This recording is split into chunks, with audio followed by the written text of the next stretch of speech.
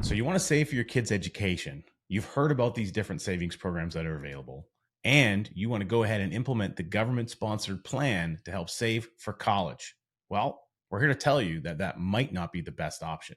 Instead, we want you to start thinking about a lifetime value of what that savings could create for your family, including your child. I'm joined with my good friend Henry Wong here today. We're going to talk a little bit about Canada's RESP program, which is the Registered Education Savings Plan, and what are some of the unknown things that people should be aware of? Because we always want to inspect what are the things that we don't know so we can get clear on them. And then we're going to look at a little bit of a comparison. Not that we want to compare against it, but we want to look at the difference of what if we were to use a different type of mechanism, a different type of vehicle to do the same objective of saving for a child's education, but that allowed for continuity on an ongoing basis throughout life. And one of the main things that really I wanted to share with the listeners as it relates to the situation on building the fund or money towards maybe the primary usage is for education. And I just want to maybe digress a little bit back on my experience. I've taught at a post-secondary institution in Canada, in Toronto specifically, for over 10 years. In that time, including myself going through it, I didn't come from a well-off family where I actually had to work to build my money to pay for tuition.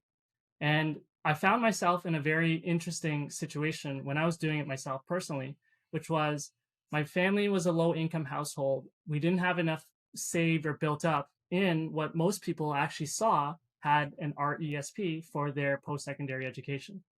And when they were building it for that post-secondary education, the amount that would get built wasn't generally enough, especially with the kind of program that we were enrolled in. It was in what's called a flat, unregulated fee. So the tuition fee was quite high.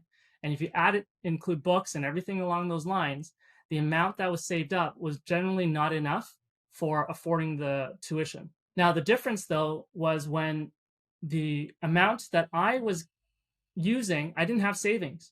But what happened that opened up was the loans that I can get from school or from the government was a lot higher than what my I'll call parties or students were at the same time who had an RESP built. Because one of the things that people may not realize is the RESP balance that is being built is factored into the loan qualification on what the student can get for their tuition. So in my standpoint, actually, in terms of the amount of tuition and ancillaries that I had to pay, majority, if not all of it, was funded by the government loan. And for those of you who didn't know, I'm in Ontario, and the loan, I could borrow money until about the 6th month post-graduation is when I actually would start paying for it. So I had basically no cash outflows for 4.5 years while I was going through this education process. Now, to the comparison, other students who had RESPs, they would be able to get a certain amount, and then that's the amount that was saved by the parents or the sponsors of the RESP. But the shortfall for the tuition, they needed to get a loan, but the loan, often for the loan criteria qualification requirements, never met enough to get to the rest of the tuition. So those students were actually stuck in a situation where they couldn't afford it. So one thing we're really going to talk about is the process about just being a lot more, how you may have know it right now. I'll call it the traditional way of focusing specifically on building a fund just for education. And we're going to expand that thinking or the scope of that thinking to just beyond just education. However, what about the other factors of life? Whereas if you kind of limit to what you're already knowing now, there's kind of an end stage to that side of things. But what we want to start opening your mind to seeing is a bigger side of things. And again, just for more consideration as we're going through it. It's first important to recognize the construct of the program and talk about the flow of the stages of the program. So we're using RESP as the capital aspect. So there's that accumulation stage where money's going to go in. Then there's the kind of called the storage or the warehouse, and that's where the value can go up and down depending on what you put it into. There's that withdrawal stage. You can withdraw earlier, or you can withdraw during the time when it's eligibility for usage. And then there's an end stage to it. Like, this doesn't run all the way until lifetime. It doesn't follow the child all the way until 70, 80, because the specific purpose of this program was for education and education only. So the first thing I want to just highlight is this was a very defined program that was set up by the government. So now the next is capital. So money is going to go in. So you've already talked about this, Richard. So money goes in, and if you fund it properly, according to them, then you're going to get one. You can access one of the main federal grants, and that grant is if you fund it up to 2,500, you'll get an extra 500. And everybody's like, as long as I fund that, I've guaranteed. If you look at things from quote unquote a finance lens, where people try to look at ROI and they're like, oh, I put 2,500 in, and this is a guaranteed $500, so that's 20% return. That's free money. One thing I just want to take a step back and really recognize is, whether you agree with this or not, the government has created something that has influenced your choice. And I don't like to have my choices influenced. I like to make my free choices. And that, to me, is just something I wanted to put as a pin mark for people to recognize. And that's what incentivizes behavior for people to drive into something like this. And then that, in a way, if you are just so focused on that, you kind of neglect looking at other options. So that's the money going in, and it's being incentivized by the government by providing you a $500 grant. Now, this grant is really important because it's actually not yours until it meets the eligibility requirements. For example, going to an approved institution. You may see the money go in, but it's not actually your money until you've earned it. And the only way it can get earned is when the child achieves the specific requirement.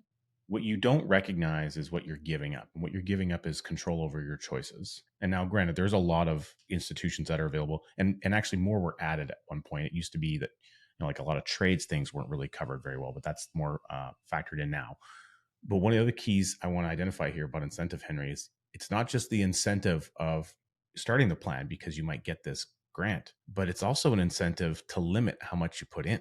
Because if you get the maximum for putting in 2,500, that means every dollar greater than 2,500, you would diminish the effect, essentially, of that quote unquote free money or return. So the incentive works on both ways, for you to start the program and to cap the amount that you put in the program, which happens quite frequently for people. So neither one of those is ideally good. How we incentivize behavior often is what dictates how we go about doing something. So just be mindful of that. Yeah. And the overall cap, actually, in terms of the program, the government only allows you to put in 50 grand as a max. So over the lifespan of the program. On the lifespan of the, so that's also important to recognize. And then there's the tax environment. So you're actually deferring taxes, and you're actually transferring or distributing the taxes. And ideally, if the child does use it, the government's next incentive is to defer the taxes to be taxed in the hands of the child, which in theory should be they're not working, and therefore they're not going to get taxed. So money's going in, and it is getting housed in a location, and that location is what is being a portfolio. Again, depending on what you use, if you use a sponsorship program, if you use a self-trading account, whatever you use, they have now been a lot more creative of expanding options and what you're going to do with it. Not going to critique the merits on what's better from there, but just the general process that money is going into a storage location where you'll get market gains, market losses, interest income, and any forms of that. Now, this is also growing for you in a sense of what's called tax-free. And we've already kind of talked about this as it relates to RSPs. You're surrendering tax advantages. If you had the same gains outside of this program, you actually get favorable tax advantages, like for capital gain, which is 50%. Whereas if you're putting it in here, you're actually surrendering those tax advantages because it's inside this program. And it will be taxed, in theory, in the hands of the end user, being the child, which may or may not be the case if they qualify for an approved program. So the key is the qualification. Now we're going to talk about that withdrawal stage. So the withdrawal stage comes from if it meets the approved usage. So there's three options. You can withdraw it at any point in time. Of course, you're going to face potentially penalties, which is not really actually disclosed to you up front. Then there's the approved usage of it, which is where it meets qualification. And then there's the last one where it doesn't meet qualification and there's no usage of it. So there's kind of three routes on that end stage, which most people are actually not talked about right at the beginning before they enter into it. The focus is do this right now, be responsible, and you're going to get incentivized by the government grant, but they don't talk about the end stage component of it. So there's a withdrawal stage, and if you withdraw the gains in the portfolio, so let's just say you've accumulated and it's become 50,000 and the amount has become 60,000, the extra amount, 50 to 60,000, is a gain. There's a tax on that if you are withdrawing it before the eligibility period. And there's also a penalty involved. And we'll talk about that in a lot more detail. And then there's that approved usage. The child uses it, goes to grant, gets taxed at their tax level, so on and so forth. And then there's the no utilization. And that also goes back into the framework of getting this potential penalty. And then the last option is to avoid the penalty. A lot of people end up doing what's called rolling it into an RRSP as another potential option. Now, a lot of our conversation is going to focus, Henry, on the actual, paying for education component. Correct. But I want to touch a little bit on the utilization piece, For sure. because you mentioned that's one of the things, no utilization. In compare and contrast, if we just think for a moment, what's one of the biggest expenses of the average North American family?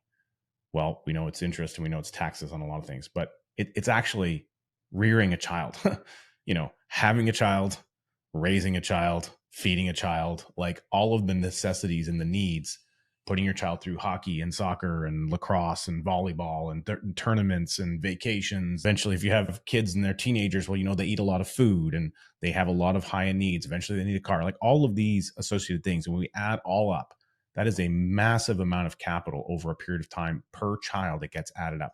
That's where a lot of parents' money goes.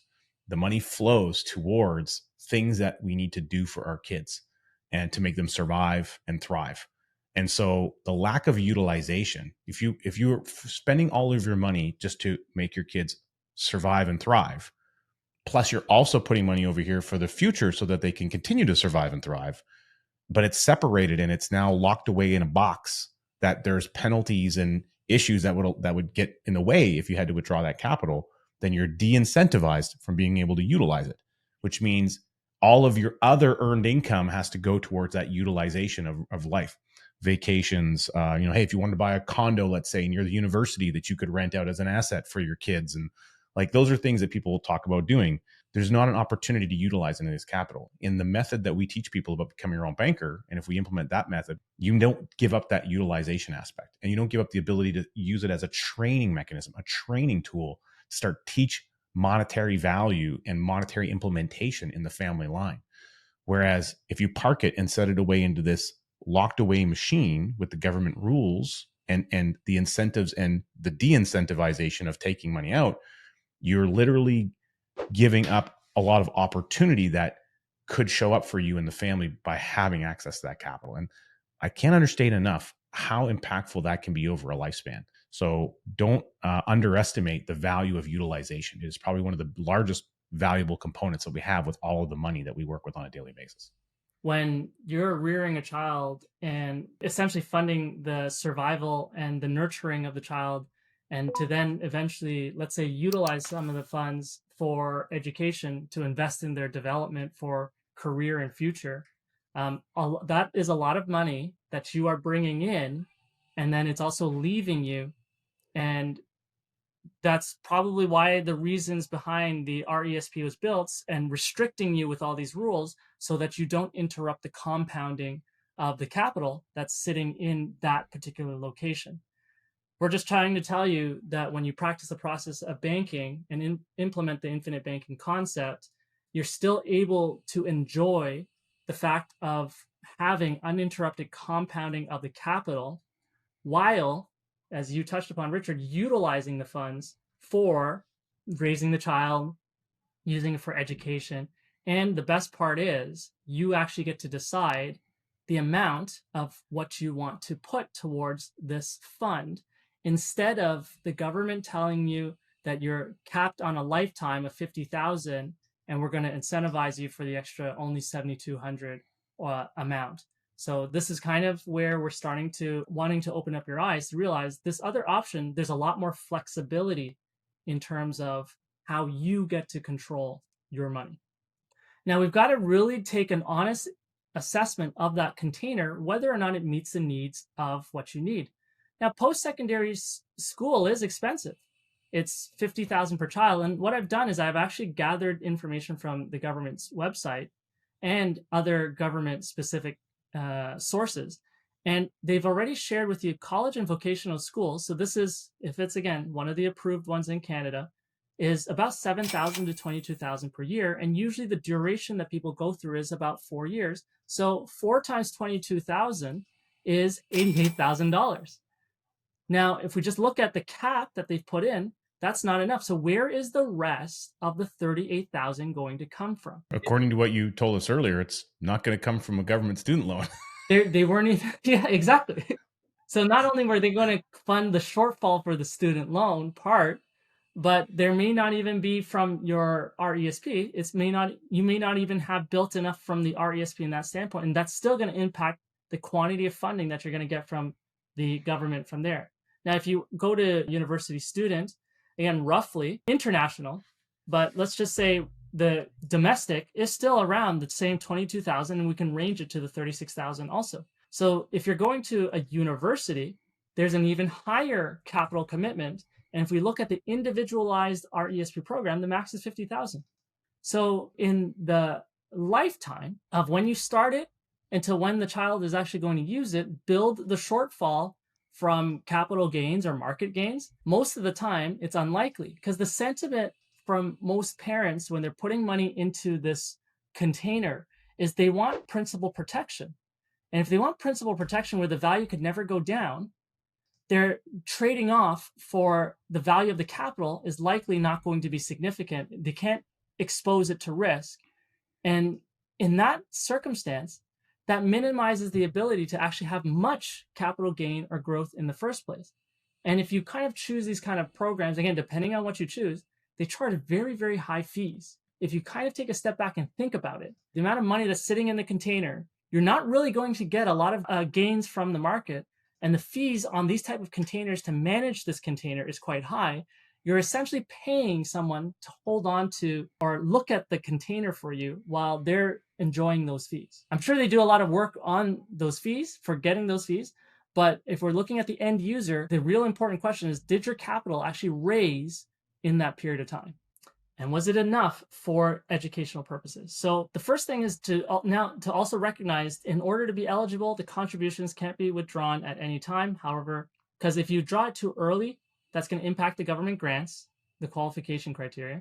And the second is it forces the child to go to an approved post-secondary to get the grant. And generally, it must be in Canada. What if your child wanted to go somewhere else for post-secondary school? That's not going to be an option for them.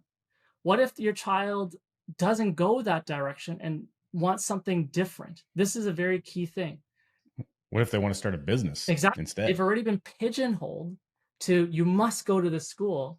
Otherwise, you're foregoing my grant that I built up over that time and those, other things that happen. So this is kind of what's really important. It's already predestined what the child needs to do to financially handcuff them. And that's not kind of the parenting style I'd like to have for my children, but some people are able to make their own choices, which is good. A person would need to get consistently, without fail, about 7.25% on their $2,500 a year plus their government grant accumulation, just to factor in that minimum amount of payment that you estimated based on, what it needs to get through a 4-year degree based on that government site. And that assumes no losses, constant compounding, and that would be an after-tax level because you need the net version of that essentially for the student to be able to use that capital to go to work towards the education environment. And on top of that, you'd also have to be in a position where you'd also be able to match with inflation, because those university cost numbers are today's numbers.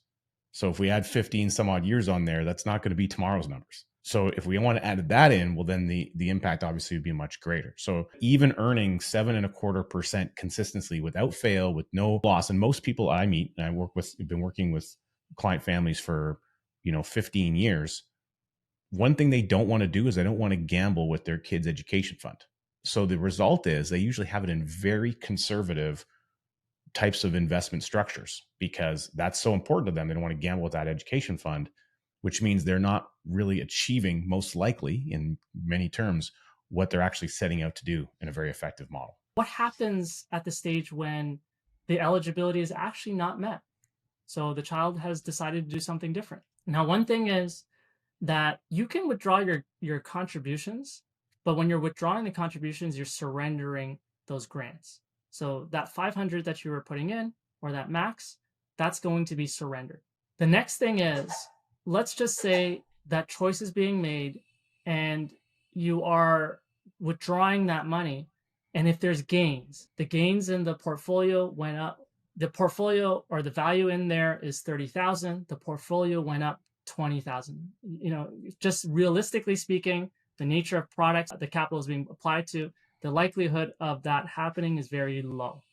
Kind of like a snowball in hell sort of a situation, I would think. No, it just doesn't work. It's not going to be an extra 20,000, but I'm using 20,000 for a very particular reason, just to keep the conversation simple.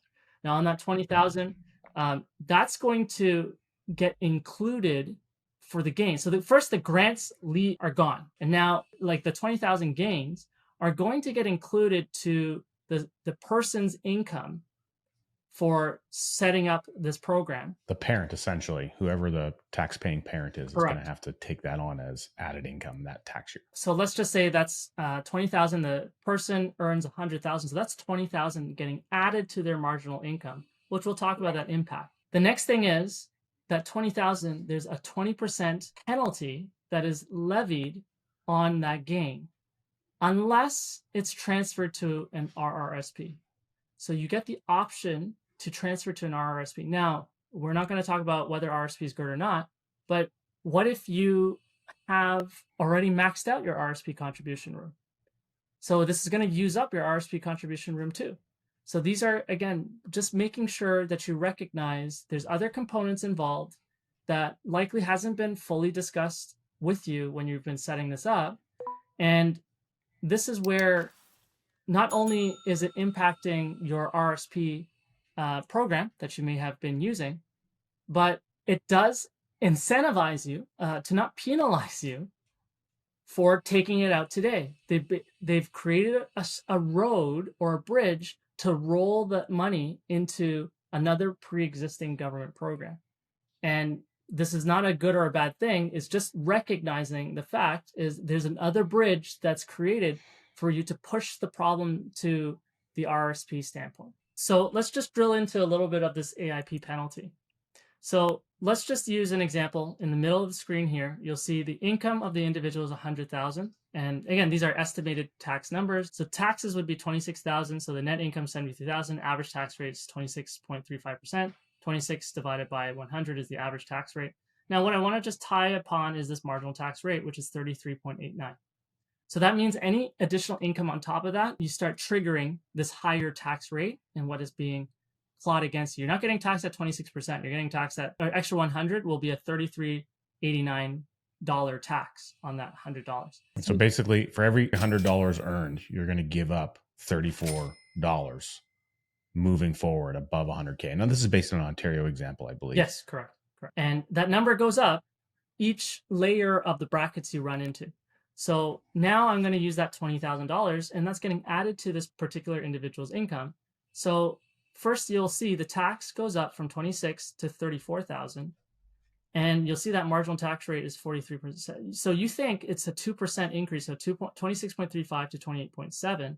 It's about a 2.35% increase, but it's not actually 2.35%. It's $8,000. $8,000 of the 20,000 is being taken away from you in the form of the taxes, which is actually almost 41%. So pretty painful. So you get the 20,000, but you actually don't get the 20,000 because you only get 41% of it has to disappear to the government. And then on top of that, now you also have to pay that penalty as well that you indicated. So the 12,000 would be what you actually get to keep. 8,000 goes to taxes, or the 40%. And then that 20,000 is applied on that penalty. So that's an extra 4,000. So the whole 20,000 that you believe you got to gain, your tax bill is actually 12,000. So you only got 8,000 of the 20,000. And you've got, about roughly speaking, 15 to 20 years worth of time that you cannot make up. So not only do you have this tax problem created, you can earn more money, you can grow more investments, you can do a lot of things. What you can't do is make up the time. The decisions that you make early on and when you're getting involved in an RESP program, you have to recognize that your future decisions, and it's not just yours, it's also your child's future decision or perhaps your grandchild's future decisions, are things that you can't control. You can't control the market, can't control the economy, can't really control the political environment. You also can't control the government changing the rules on plans that they create. So there's a lot of areas where you don't have the capacity to really provide undue influence onto the outcome that you want. And so shifting gears, we want to consider where can you have a higher degree of influence on the outcomes and have far degree of higher control to be able to implement the things that you actually want to do, regardless of what your child decides that they want to do. And I think that's really the direction that we want people to go so that they can have peace of mind, freedom, and in general, have that feeling of complete and total decision-making power at their hands. Yeah. One of the things we just want to encourage is to give your child the ability to make their decisions that is best for them. I think by that age, they are able to think for themselves, and they shouldn't be pigeonholed to forced to make a decision to go to, let's say, a post-secondary school to make sure that they get the grant money. That is definitely one thing that is pretty important to see. The second thing is just based on the mechanisms, on the structures, how it's been designed, that you are basically forced as a choice, not explicitly written, to, if you want to avoid the penalty or the tax bill, to roll it into the RSP and again, push the can down the road. And just at that moment of evaluation should be a very important evaluation of recognizing that this moment, something's not right. And if I kick the can down the road again, is that going to be better in the future? If the plan was designed for your favor, it should have been designed in a way where you can exit without any penalty. So what does the other side of things look like, where you have a lot more freedom of choice and option, and you're basically going to build an extension to your family banking system? And what I've kind of put together is just using a pretty similar, most of my clients, similar example of, this is on one of their child, starting at age 5, putting $2,500, the equivalent amount, until 22 years. Now, I made 22 years just for us as a discussion, illustrating that, again, most people, they go through their program and then the RESP ceases and that's it. But what if we also do the same stopping point? So what you see is 2,500 going in since age 5, all the way to age 22. So an accumulated amount of capital was 42,500. Now, by virtue of the vehicle and the contractual guarantees built into the vehicle, the total cash value is 59,081. Now, again, everybody's numbers are different, and how we design it, it's important to have a proper discussion to bespoke the situation to yours. But this is what I'm just showing you from example client situation. So on that 59,000, now in that journey that cash value is being built by the insurance company, you have the ability to borrow against that cash value to use it for the things that you want to use it for. So you're not restricted. And this is where we're talking about utilization. Now, the next thing is, so what does it look like now? Well, the RESP has a fixed finite period which it can be utilized, and there's also a maximum cap that money can go in. Well, there's no cap on this one other than the choice that you've decided how much you wanted to start with. When it's funded properly, this asset, without eroding or breaking it down, it's still going to have the inherent characteristics where the cash value is going to continue growing. At year 22, the only amount that has accumulated is 42,500, 59,081 was the amount that the cash value was at. Then now 23, no money's gone in, cash value is 61,846. So no money's gone in, but it still went up, tax-free, inside the asset. No money has gone in, year 24, it's gone up 64,000, 67,000. What does it look like at the person's age 30, 85,000? What does it look like if the person's at 40, 137, 945? This is just the vehicle still growing uninterrupted, and you can actually utilize it for other things as part of the journey. Maybe by 25, they find someone special and they want to get married, and that's the fund that you're going to also tap into to fund the wedding. Maybe when they're 40 and they have to fund a down payment, maybe, then that's also an additional fund that you can tap into for purposes of helping support the down payment for their home. Well, and even going a little bit earlier, if it's at that 22 stage and maybe they aren't interested, or they've made a decision that they're going to go to a trade school or whatever. Let's say they want to go become a welder, as an example, and they use that to fund buying a welding truck with a welding rig, a used one, so that they can actually start their own business. And then they can level that up into buying even an additional one. So, those are the options that, the seen versus the unseen. These are the things that we don't know what's going to happen in that unknown future. But if we take away options, we certainly can't add more in. So we're talking about a direction here where we're adding options, we're adding possibility and flexibility into life's plan that may or may change and divert. And so we want to make sure we have all that available for our children. Right. And now let's kind of extend that further and just talk about, because of the type of asset we have data in front of us that with reasonable precision, not saying it's exactly going to play out this way, but reasonable good precision that gives you enough indication, because it's contractually guaranteed and it's bound by the insurance company, that the impact of making a decision, we can see the values of that impact. So remember that cash value is 85,000. Again, no additional fuel is going in. It would be 137,945. And now what if the child lives all the way to 90? The value is 1.6 million. So if you put in 42,000, the value is 1.6 million. That's the impact of the unseen that people don't actually really see, just by making the choice of where they put the money in the particular container or the asset.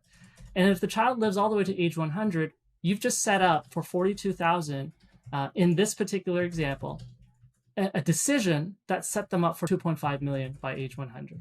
So just to kind of summarize it really quickly, starting it properly in this way, up until age 22, 42,000 has gone in. And the vehicle, just by nature of how it is, in this example, got to almost 2.5 million. So just wanted to really highlight the impact of rethinking how things have been told to you. It may not seem high stakes, but it just looks as this way in how we were just walking you through today, in the context of the situation and the path and journey that your child will go through, looking at the impact of making just that choice and what kind of a different trajectory that choice led to, because you haven't closed and defined the options for your child. My kids, I actually have 2 policies on each of my kids presently. Those are policies that I own and control. My kids can't own and control them yet. And I get to decide if I hand control over to them or if I make them request access to the family bank. And so in my world, we're going to have more of an access discussion than we're going to have, hey, here you go. Here's this thing I created for you. Because I want to make sure I can maintain incentive and stewardship over that capital that I've put in for their benefit as long as possible. And there's going to be certain behaviors I want them to demonstrate to prove that they're going to be capable and follow the rules and the mindset that we've set out. And so I want to maintain that control for a longer period of time. It's not that I'm a control guy. It's just, it's important. It's something I want to be able to steward. If it's just for their long-term benefit, we have to make sure that is the case. Now, that also means my wife and I get to utilize that system for many things while they're young and even when they're old, because eventually we're going to get old. So I can choose to use that as part of a supplementary passive income source on my kids' policies for my own income if I want. That means I will be utilizing it. And then when dad goes, there's going to be a lot of tax-free benefits show up. And there's also going to be other estate value created at my passing. And my kids will take care of it. They'll inherit that. So that'll self-fulfill. It'll allow them to replenish what I've used so that they can now reuse it fundamentally.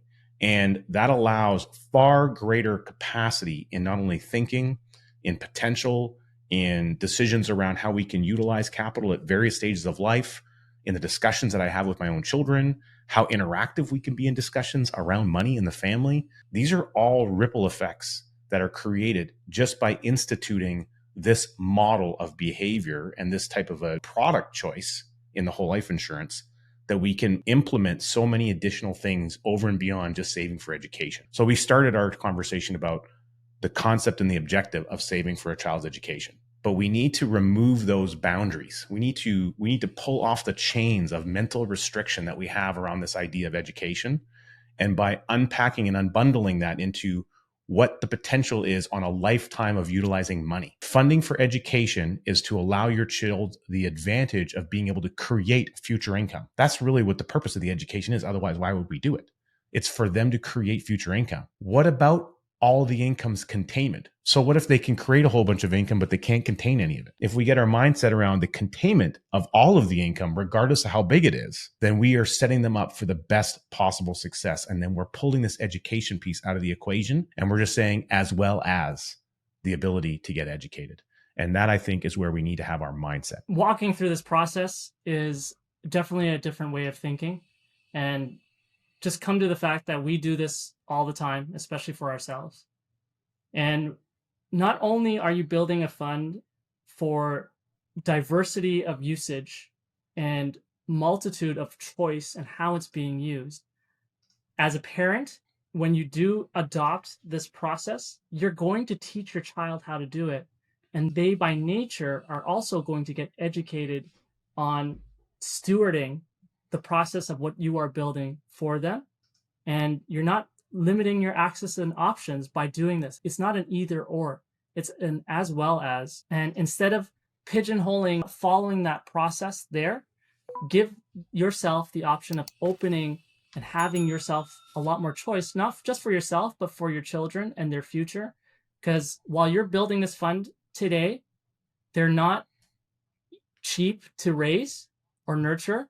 You're going to need to tap into those funds. And why not tap into it while not interrupting the compounding by doing it? So as I've shared with you, the context of today's environment as it relates to post-secondary education, it's getting very difficult to afford.